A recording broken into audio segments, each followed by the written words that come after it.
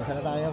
O ito na nga guys, umpisa tayo dito guys. So, sa mga nagtatanong ng latest model dito kay Samsung guys. Ito ko napakanipis oh. Grabe ito guys, alamin natin gaano ko nipis tong ano to kapag naka-unfold dyan. Tapos guys, may pakita ko sa inyo, andito yung aking 1000 bill. Yan po ay may paggagamitan tayo. At syempre guys, meron din tayong yung thickness nito. Ito guys, yung thickness kasi meron tayong ito nga po, meron tayo dito mga ATM cards. So ilang piraso ba yan guys? 5. So meron tayong 5 dito ATM cards. 5 piraso. So yung mga ATM cards ko. Ayan, 5 piraso guys, gaano ba kanipis yan?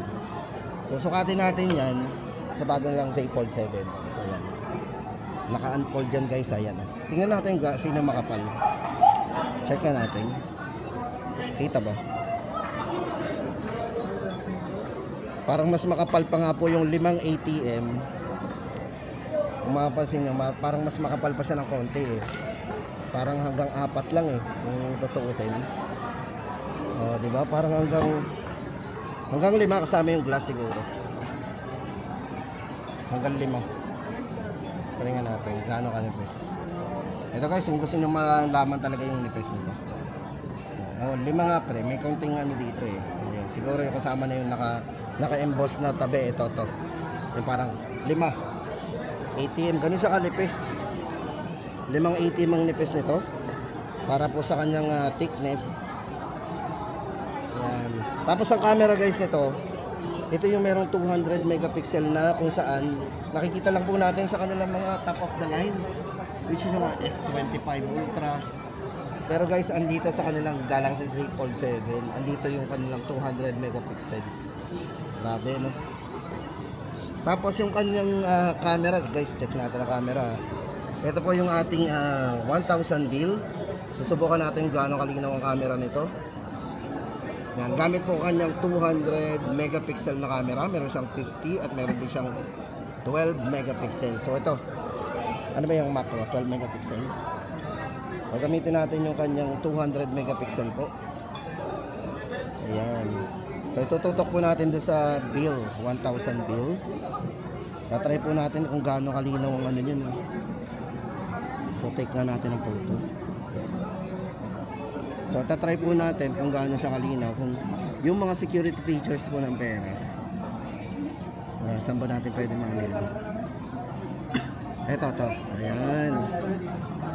So guys, nababasa natin yung mga security features natin. Dito sa 1000 bill, yung latest model po ng ng Philippine 1000 bill. So makikita niyo po dyan yung mga security features niya. Check po natin yung iba pa dito. Meron ba dito sa harap? Ito lang. Ayan dito. Guys, ito titingnan natin ito, yung kulay dilaw po na yan. So pipicturean po natin gamit ang ating Galaxy Z Fold 7, 200 megapixel po.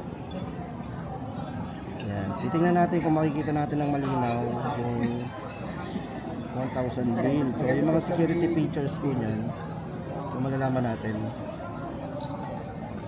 Check natin. Check po natin ayan, yung kanyang 200 megapixel. Check po natin doon sa 1000 bill kung gaano kalinaw. Yan. So yung mga security features guys, yan, nakikita natin yung nasa dilaw. Diba sobrang labo yung nasa dilaw na yan. Ito, yan. So ito, zoom in natin. Wait lang. Ayan guys, so nababasa nyo ba? Bangko Sentral ng Pilipinas. So grabe, sobrang liit yan guys, sobrang dilaw lang. Pero gamit po ang ating ito, yan sa 1000 bill. Pero makikita nyo yung dilaw na yun. Akala natin dilaw lang, pero may nakasulat dyang Bangko Sentral ng Pilipinas na mababasa natin dito sa yan. Pag tinake natin ang photo gamit ang ating Galaxy Z Fold 7, yan po yung bago dito sa kanilang Galaxy Z Fold 7. Tapos bukod sa sobrang nipis guys, yan, 200 megapixel. Sobrang gaan. Ay, sobrang gaan no. Kasi nyo ba yung mga dating mga Z Fold 6, Z Fold 5, pag kinumpare na natin dito, sobrang nipis guys. So tingnan nyo, sobrang nipis. Diba, pinakita ko sa inyo, sing nipis yan ng 5 ATM. Kasama na po dito yung medyo naka-emboss na yun. Kaya naging 5. Pero kung wala po itong makapal na to sa ibabaw, 4 lang. Ganun siya kanipis. At syempre guys, ito, check naman natin kapag naka ano yan, naka-close. Medyo manipis pa rin. Parang kasing nipis siya nung ano, ng kanilang base model ng S25. Yan o, sing nipis at sing lapad. Ito pa yung pinakamaliit na S25.